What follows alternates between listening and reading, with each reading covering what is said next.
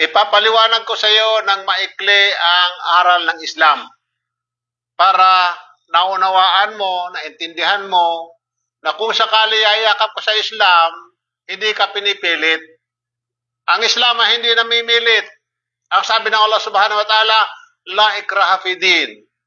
Walang sapilitan sa pananampalataya. Malaya ka ayon sa gusto mo. Sundin mo kung ano ang itinitibok ng puso mo at isip mo. Huwag na huwag kang magpapadikta ni numan. Huwag kang magpapadikta sapagkat nakasalalay dito ang iyong kaligtasan. Ang Islam, nagtuturo lamang sa tao na tayo ay sumamba lamang sa nag-iisang Diyos. Ang Diyos na yon yung lumikha kay Adan, lumikha kay Iba, lumikha sa atin lahat at lumikha kay Jesus. So kinakailangan ang ating pagsamba, ituon lamang natin sa Kanya.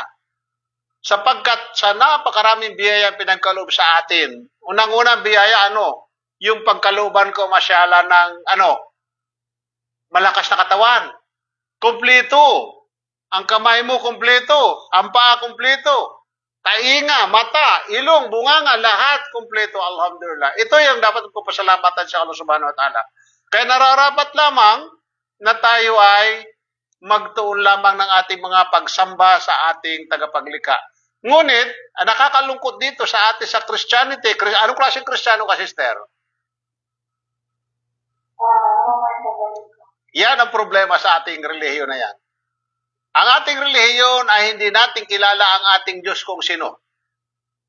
Andiyan tawagin natin ang ating Diyos na si Ama, si God, si Lord, si Yahweh, si Jehovah, si Papa Jesus. Napakaraming tawag natin. Hindi natin kilala ang Diyos, ang pangalan. Samantala, nagpakilala siya. Ayon sa aral ni Jesus, nung kanyang kapanahonan, tinanong siya ng kanyang, ng kanyang mga sahaba, o tinatawag na sahaba, yung kasama niya, sabi niya, tinanong siya, Guru, paano kami dapat magdasal? Ito ang sabi ni Jesus, ganito kayo magdasal. Ama namin, sambahin nawa ang pangalan mo. So, sino ngayon sa mga Kristiyano sumasamba sa pangalan na itinuro ni Jesus, yung Ama, ang pangalan ng Ama? Kaya makikita mo sa mga Muslim, ang tunay na tagasunod ni Jesus. Bakit? Sapagkat sila ang sumunod sa itinuro ni Jesus na sambahin ang pangalan ng Ama. Ang pangalan niya ay si Allah. Ang ala na pangalan ay walang kasarian, hindi lalaki, hindi babae, at walang kahalintulad. Kaya makikita mo mga Muslim, pumunta ka man sa umikot ka man sa buong mundo, ano man ang wika nga gamitin nila, tinatawag nilang kailang Diyos na si Allah. Tanungin mo, bata lamang, sinong Diyos mo? Si Allah. Punta ka kung saan-saan man, sa bawat sulok ng mundo. So ito ang pagkakaiba natin sa mga Muslim.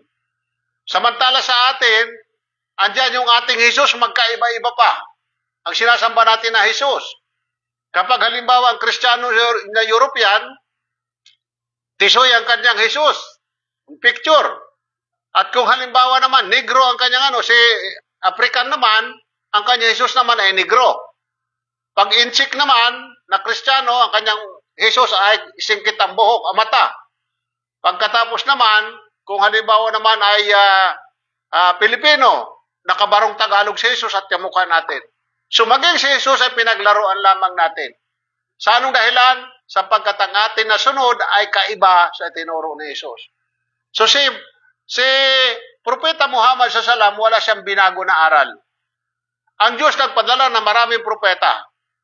Napakarami nila, umabot silang lahat ng 124,000. Prophet na messenger. Mula kay Adan hanggang sa kauli-uli ang propetang si Propeta Muhammad SAW. At lahat sila, walang isa man na naging Kristiyano. Isa lang kailang relihiyon. Sapagkat sila ipinadala sa iba't ibang henerasyon upang ituro kung sino ang Diyos, nasaan ang Diyos, paano sambahin ang Diyos. Kaya nung si Propeta Abraham magdasal, hindi nangunguros si Propeta Abraham, hindi sumasayaw, hindi kumakanta, hindi nagigitara. Bagkus, nagpapatira pa sa lupa ayon sa ating Biblia kung nagbabasa lamang tayo. Nasa Genesis 17 yan, 3:5.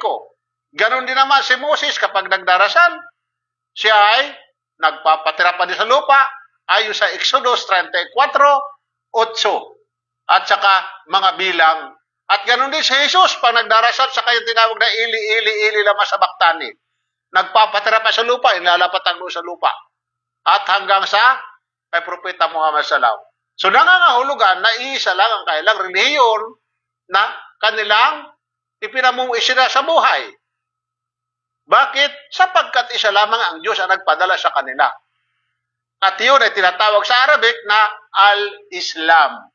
So itong salitang Islam, hindi natin naiintindihan. Sapagkat itong Islam ay Arabic.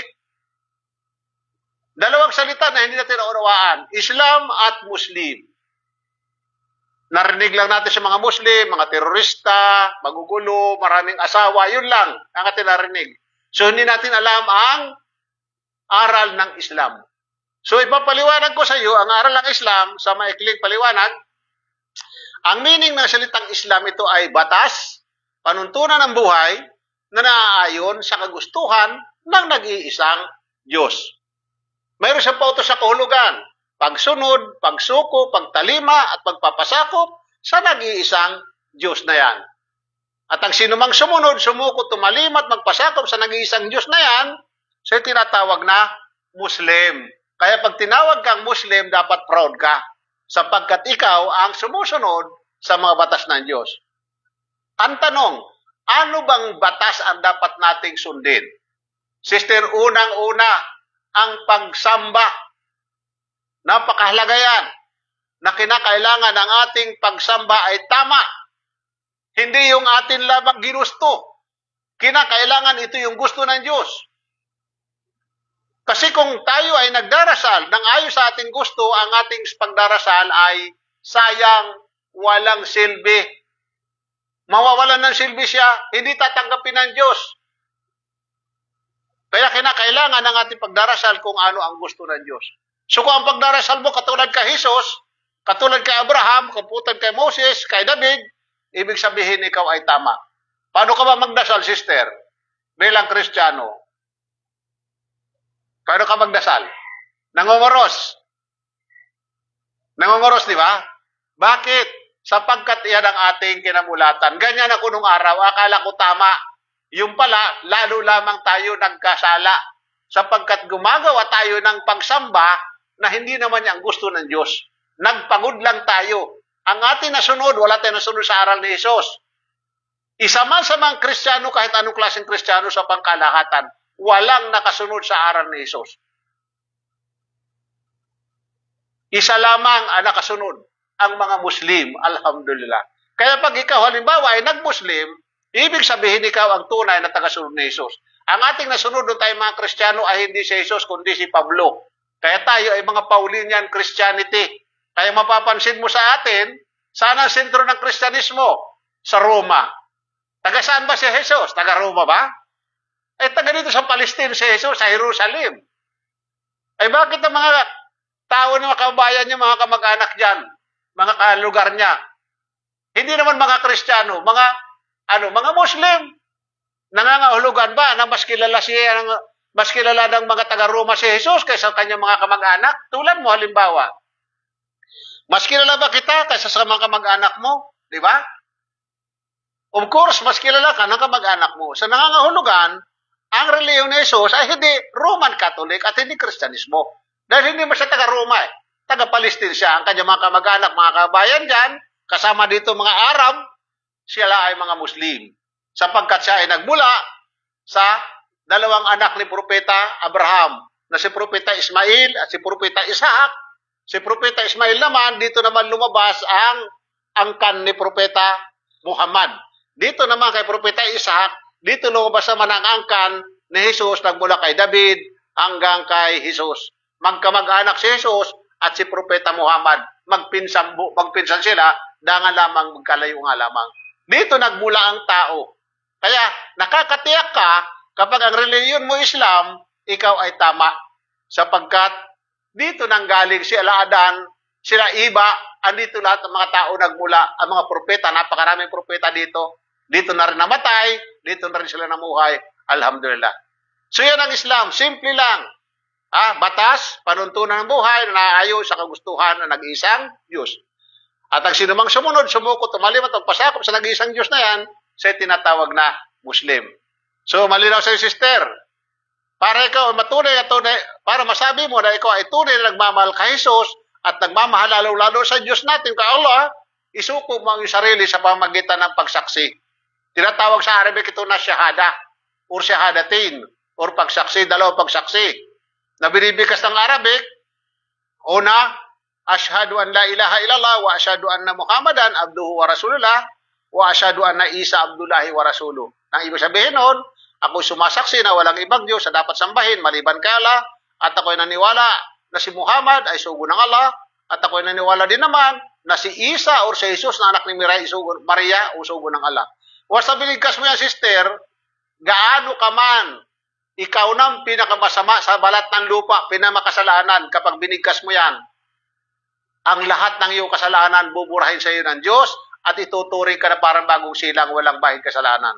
Kaya mula sa araw na yon, ikaw ay tuturuan ng lahat ng mga bagay-bagay. Unang-una, ang paglinis muna sa sarili mo. Sapagkat ang Islam ay kalinisan. Hindi ka magiging tunay na Muslim kung hindi mo susunod ang tamang pamamaraan ng paglilinis. Tinatawag sa Arabic na tahara. Magsasagawa ng sala sapagkat hindi mo pa alam yun. Hanggang sa unti-unting matuto ka at pag natuto ka naman ay magsasagawa ka ng sala sapagkat iyon ang iyong tungkulin, kaya kanilikha ng Allah Subhanahu wa Ta'ala, sabi ng Allah Subhanahu wa Ta'ala, hindi ko nilikha mga jin at mga tao maliban sila ay sumamba lamang sa akin. Ito yung mission natin para sumamba sa Kanya, kaya nararapat lamang tayo ay magsagawa ng pagsamba ng ayon sa Kanyang kagustuhan. Malinaw, sister? Malinaw sa iyo? Allahu Akbar. So, handa ka na ngayon. Handa mo nang isuko ang sarili mo. Sa nag-iisang Diyos, sa pamamagitan ng pagsaksi. Okay, sundan mo lang ako, Sundan mo ako, inshallah.